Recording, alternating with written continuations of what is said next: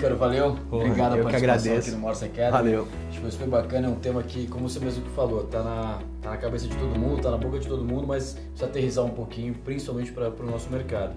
Então, começando de uma forma geral, sua visão sobre a IoT, de uma forma mais ampla, para quem não conhece, só explicando um pouquinho o que é, para que serve, onde vive e como usar. Como se reproduz. Como usar de uma forma prática no dia a dia. Eu acho que basicamente o ponto mais importante e o conceito básico do que é IoT é basicamente essa interação do mundo real com o digital e vice-versa, como é que essas coisas se conversam. Acho que a partir daí que a coisa começou a mudar e acontecer, né? Acho que o mundo de IoT é um mundo de oportunidades, é um mundo que hoje a gente vê acontecendo de diversas formas em diversos setores. Hoje a gente tem projeções espetaculares a respeito de onde vai essa indústria.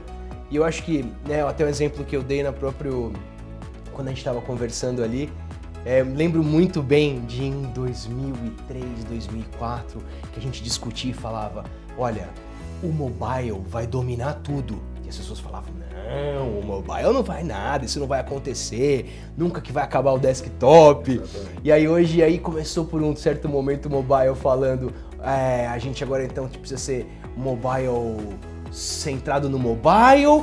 E aí agora já é assim, acabou o desktop, entendeu? E aí você fala, caraca, meu, que o mundo mudou completamente. Acredito que o IoT, ele parece ser uma coisa que acopla nesse mundo muito do mobile, porque eu acho que talvez o celular tenha sido o primeiro grande sensorizador do mundo, né? E aí a ideia disso é de sensorizar todas as coisas para que todas essas coisas deem feedback, melhorem comportamentos, tragam informações para fazer as coisas serem ainda melhores. Entendo basicamente o IoT sendo esse Legal, e você comparou com o mobile, eu acho que é muito isso, né?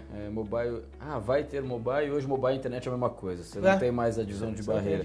Você acha que a IoT em algum momento também vai ter isso, que hoje você separa a IoT num capítulo e daqui a pouco o IoT trazendo essas informações dos sensores para a internet também vai virar uma coisa só e você não tem mais essa barreira entre o que é IoT e o que não é. Porque a IoT, na verdade, são objetos conectados e a gente tem pessoas conectadas. Vai ter um momento que você acha que tudo virou uma coisa só e está tudo conectado e a barreira entre o que é uma informação vinda de uma pessoa, de um objeto, se mistura sem ter essa divisão. Eu trabalho com IoT, eu trabalho com pessoas e tudo vira uma grande plataforma. Eu acredito que quando a gente conhece a história, a gente prevê o futuro, né? Perfeito. E aí eu acho que o que passa do IoT é exatamente a mesma situação que aconteceu. Em algum momento, o IoT ele tem ainda essa denominação, ao meu ver, por conta de ser uma coisa que depende de infraestruturas novas para que aconteça e específicas, né? Hoje, os protocolos que você tem de segurança, que foi uma coisa muito importante para fomentar o mobile como um todo, é uma coisa que se discute ainda, não está completamente fechada e fomentada. Então, você precisa ainda resolver... Fóruns específicos para resolver problemas para resolver problemas específicos, para que, de fato, o ecossistema comece a operar de forma conectada com todos os outros. Porque eu acho que o IoT ele vem para materializar essa ideia de ecossistema que a gente está, né? Perfeito. De misturar ecossistemas. Para quem não está tanto no mercado, você fala do ecossistema e tal. O que é o ecossistema hoje de IoT? Quais são as caixinhas? Você explicou lá, mas acho que é legal passar. Quais são as caixinhas? Qual é o papel de cada caixinha dentro do ecossistema? Eu acho que o que é legal é mapear um pouco e entender quais são todos esses players, né? Dessa cadeia de valor. Em primeira instância, com certeza é o cara que está ali fazendo o sensor. É o cara que faz o giroscópio para entender a angulação, é o cara que faz o acelerômetro, é o cara que faz um negócio para identificar gás, é o cara que está fazendo um sonar. Você tem uma infinidade de sensores, né? Os inputs, né? Que permitem que são tecnologias que a partir de coisas da natureza ou de um reverberar de onda ou de uma quantidade de iluminação, você consegue captar essa informação e transformar em um dado. O nome dessa caixinha, então, você coloca como os sensores. São sensores. Em primeiro lugar, você tem os sensores. Legal. Num segundo momento dos sensores, você tem os devices por si só, que são a agremiação dessas coisas, né? Que dá a distribuição do sensor. Sim.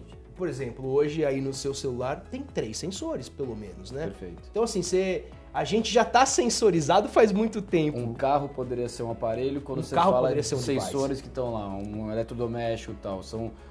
É o hardware onde o sensor está embarcado que faz com que o sensor chegue no dia a dia da vida das pessoas, seria isso?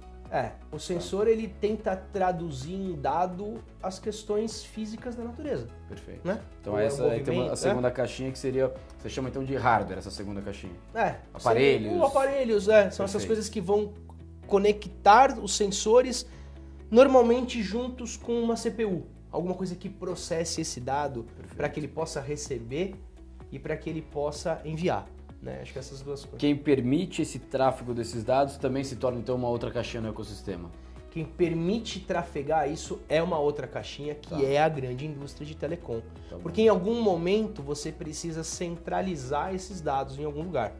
Né? Você vai precisar trafegar isso. Às vezes até mesmo com relação a você ter uma coisa conectada, sei lá, você tem o boneco conectado, que na verdade ele só tem um sensor e ele conversa com o seu celular para, por exemplo, avisar a parada, o posto de gasolina, que, por exemplo, você, sei lá, vai dando exemplo do SafeCap, que foi um exemplo que a gente deu, de falar, poxa, o cara tá com sono, se ele tivesse conectado com o celular, talvez ele poderia avisar, falar, olha, vem aqui, toma um café de graça.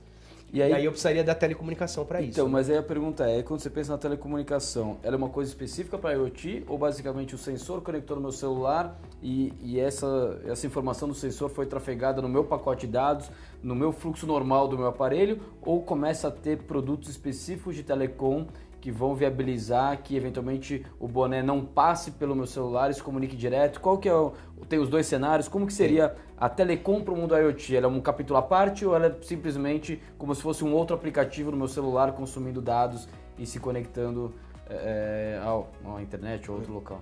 Você tem hoje os dois cenários. Eu particularmente acredito muito que a gente vá para novas bandas, para outros processos de transporte de dado. Sim. Que façam isso de uma forma muito mais simples e mais barata.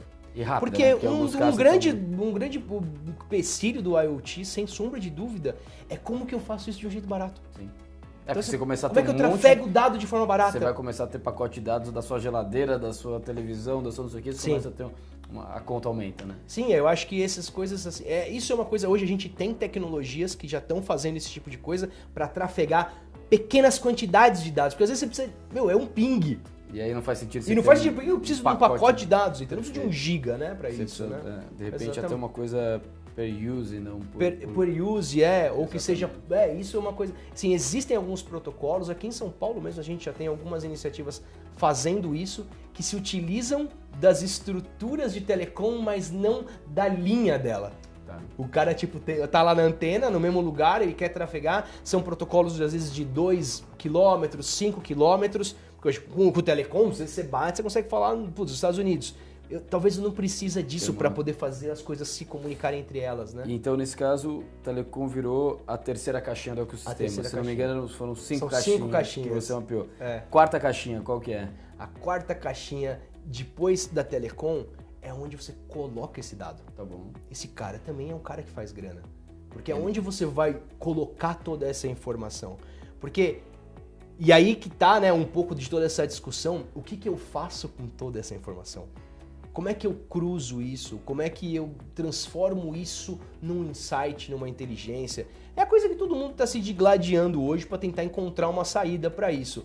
Tem algumas empresas chegaram, mas conseguir armazenar esse dado vira um outro outro negócio. Repetindo a dinâmica de telecom, armazenar os dados de IoT é basicamente armazenar dados e aí tanto faz se é IoT, se é outra coisa, ou existe uma dinâmica específica, empresas específicas, algo específico que você precisa ter para armazenar, processar, enfim, fazer uso de dados que venham de uma fonte de me parece assim, num primeiro pensamento, que você pode fazer isso de diversas formas, mas quando você fala de muitos usuários falando ao mesmo tempo com uma mesma coisa, me parece que servidores robustos são a coisa principal para isso, né? Sei lá, você pensa no banco, então o banco tem uma infra que é dele, né? Exatamente, então você começa a ter. Tá bom. Mas sim, você consegue fazer coisas menores, que não necessariamente todo mundo conversando, com servidores menores também, né? Quinta caixinha, o que seria? A quinta caixinha é a solução propriamente dita. Que é onde tá o... Juntando tudo isso aqui, nossa, o céu é o limite, né? Porque na hora que você pode pegar essa e fazer aí, recombinar todos esses fatores entre eles, né? Então você pode falar, poxa, se eu usar dados de uma outra API, recombinando com os meus dados, para poder fazer um novo device. Cara, você tira outro bicho daí, né? Então, analisando essas 5 caixinhas, se a gente for entender, a 2, a 3, a 4, basicamente são coisas que já existem, que atendiam outras finalidades e começam a ajudar. Entendo, então, que a caixinha 1 e a caixinha 5 é onde está a grande história do IoT. É a caixinha dos sensores, que é da onde nasce, né, da onde você consegue coletar o dado, e a última caixinha, que é a caixinha onde você pega esse dado que passou por toda essa cadeia de valor e conseguiu entregar uma solução. Exatamente. Legal. Outra coisa que a gente até comentou um pouquinho ali no palco, quando a gente pensa hoje de o que falta para avançar, né? O que falta para diversas ideias que a gente ouve por aí, ou até diversas empresas estão começando, mas com um protótipo, com uma ideia, ainda não aconteceu. Então, duas perguntas. Você falou um pouquinho do movimento Maker. Qual a importância do movimento Maker e o que ele ajuda esse momento de IoT para que projetos que são ideias comecem a ganhar corpo e realmente, como você mesmo comentou, não ser apenas um PowerPoint como ideia, mas ter uma aplicação que mostre na prática como vai funcionar? Para mim, o grande ponto é a força do protótipo. O protótipo tem uma força que eu acho que nenhuma outra coisa é capaz de chegar perto. Um PPT nunca vai ser isso. E por que esse protótipo hoje ele é possível? Antigamente, poxa, a gente, né, não querendo revelar a minha idade, mas assim, antigamente a gente, por exemplo, tinha essas coisas construindo isso a partir de facas, a gente tinha uma intenção de prototipar coisas, uns bonecos, para poder ver essas coisas. Mas não era funcional, né? Mas não era funcional, era um mock-up, né? Era uma visualização, era um boneco daquilo. Hoje ficou muito barato todas as bases de prototipação. Então você tem infinitas placas, os sensores você tem a rodo, você consegue hoje comprar isso no Brasil, você não necessariamente precisa ir para fora.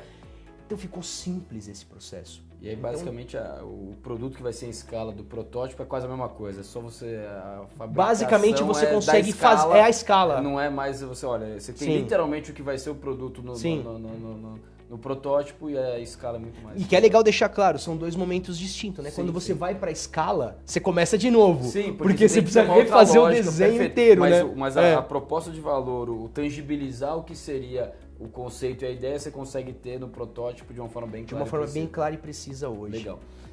Tendo isso em ponto, assim, o que a gente vê também? Tecnologia não é mais barreira, né? Qualquer ideia que a gente tiver aqui, se é deu no palco, não sei o que, não existe mais a barreira da tecnologia. Ela está lá, ela é viável e simples de acontecer. A gente falou um pouquinho o quanto que o ecossistema, o quanto que o modelo de negócio hoje passa a ser a barreira mais do que a tecnologia. A tecnologia já existe, por que isso não tem escala? Por que a geladeira da minha casa não compra a cerveja sozinha? Por que a máquina de lavar da minha casa não compra o sabão em pó sozinho? Por que essas coisas não acontecem, na verdade, em escala?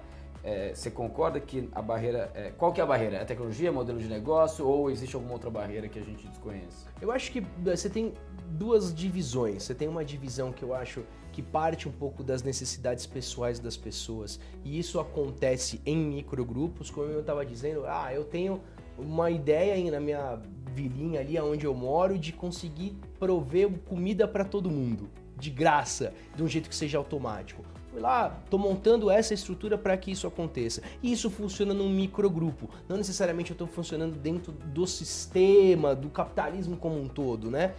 E aí o que você tem num outro nível é que dentro das companhias, elas têm uma dificuldade de perceber que elas podem conectar os ecossistemas delas. Perfeito. Então, a hora que você fala, poxa, por que dentro do carro hoje eu não consigo fazer uma transação bancária? Poderia. Tecnologia não é um problema para isso. Por que a indústria automobilística não está fazendo dinheiro, por exemplo, com combustível? Sem parar, de certa forma, é uma transação financeira. É uma transação financeira dentro do carro. Então, você vê como ele funcionou como um facilitador, necessariamente eu paro ali, abasteço e etc e tal. Por que a companhia de seguros não está trabalhando com a indústria automobilística? Eu estou falando da indústria automobilística até por eu conhecer bastante ela, e aí falar assim, poxa, eu tenho diversas coisas que eu poderia estar aumentando minhas receitas, mas isso acontece muito no que a gente costuma dizer no level C, que é o CEO, é o CCO, é o CIO, é o CMO. Esses caras precisam olhar o negócio e falar, cara, temos uma oportunidade ali. Entendeu? Perfeito, legal. Mas sim, isso tá acontecendo. É legal, a gente vê isso rolar, né? E até pegando um pouco de carona, assim, queria que você contasse um pouquinho de alguns cases, depois a gente até vai colocar algumas imagens aqui para ilustrar. Você tem cases né, pessoais, que eu acho que é legal você contar um pouquinho e tal, e depois também algum case internacional que você acha uma referência bacana para quem quer entender um pouquinho. Então, se você puder contar, eu acho que você mostrou aqui 2 cases super interessantes, se você puder contar de uma forma resumida qual que era o objetivo, de onde veio a ideia, qual foi a proposta de valor, e aí eu acho que é sempre legal contar assim, qual foi a principal dificuldade, né, e como vocês contornaram essa dificuldade, porque todo mundo que quiser entrar de alguma forma para montar um projeto vai passar por dificuldades. Claro. Sim. Eu acho assim, ó, o projeto por exemplo, do calendário, que é uma coisa extremamente simples, extremamente fácil de fazer, a gente tinha um desafio de transformar o calendário numa coisa que perpetuasse, que fosse uma coisa que, né, quando você entrega um calendário, você fala, o desafio da comunicação é como é que eu faço esse cara colocar isso em cima da mesa, né? E aí, de jeito diferente, a ideia foi como é que eu faço isso ser dentro de casa, né? Como é que fique dentro da casa do cara?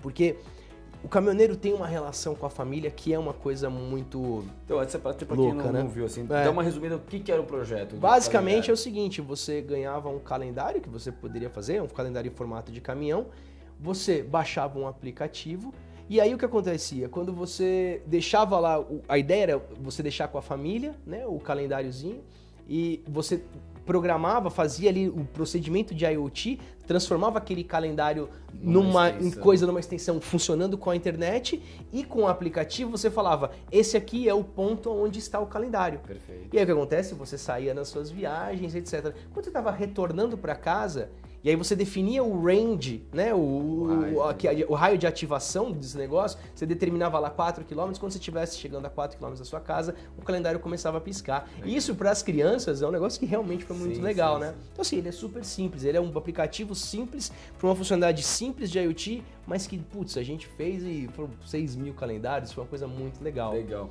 Conta um pouquinho também do boné, que eu acho que você tá pegando um lado mais emocional, né, de como criar, aproveitar facilitar essa relação da família, o caminhoneiro, que tem a distância e tal. No outro, realmente, você tem um problema para ser resolvido, um problema inclusive grave, como você apresentou, o quanto que as pessoas dormirem no volante, principalmente o caminhoneiro que fica pra cima e para baixo, vira um grande problema. Conta um pouquinho desse projeto, como que foi, de onde veio a ideia, qual foi o entregável e o desafio dele. Bem, basicamente o problema do boné é que assim, a profissão de caminhoneiro é uma das profissões que mais mata gente. Assim, isso de fato foi o grande insight. No começo a gente tentou, o Thiago Lins e o Fernando Lira, que foram os 2 caras que fizeram junto comigo esse projeto, a gente tentou ir para um primeiro momento onde eu conseguia talvez identificar se o cara estava com sono dentro da parada de ônibus. Aí a gente conseguiu chegar nisso, mas a gente falou, puxa, tem pouca escala. Fomos para um momento e falamos assim, poxa, por que a gente não faz um boné? Aí fizemos o boné. Primeiro a gente montou ele com um eletroencefalograma portátil, mas a gente tinha um problema da bateria.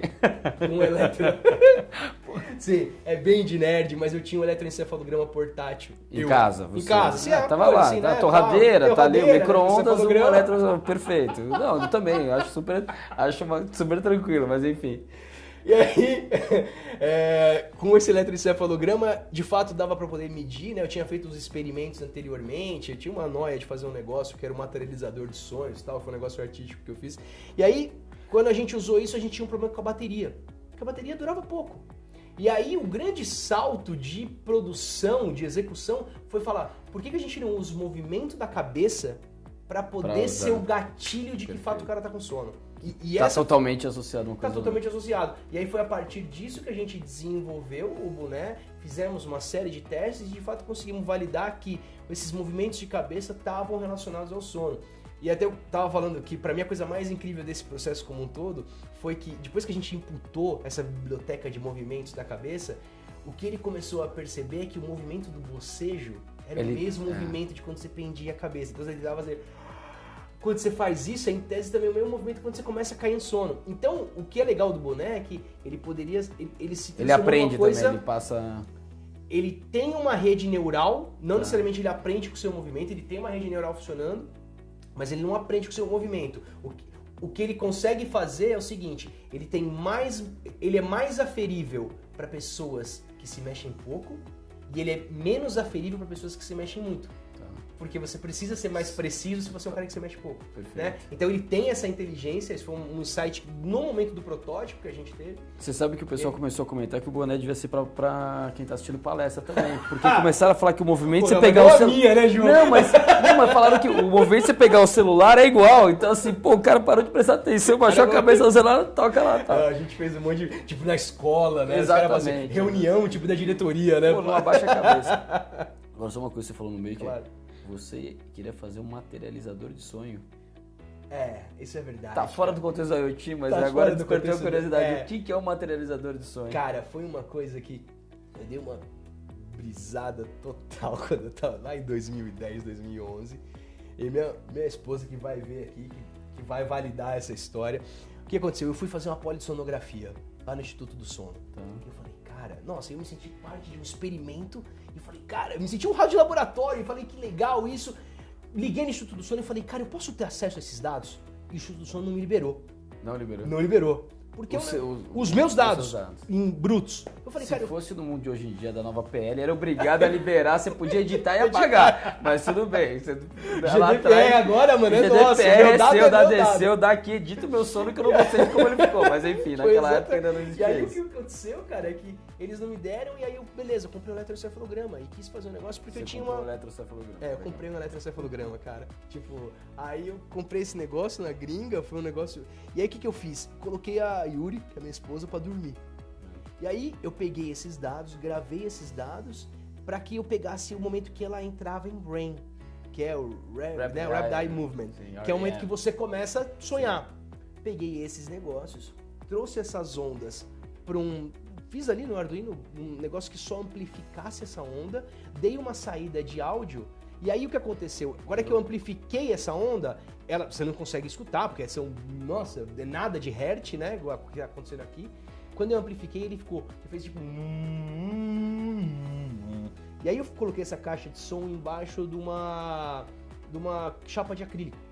E aí nessa chapa de acrílico eu coloquei sal. Pra ele pegar pra ele ver, transformar isso. Pra ele pegar a ressonância do material, que aí ele ia fazendo uns desenhos. Aí eu fiz umas fotos.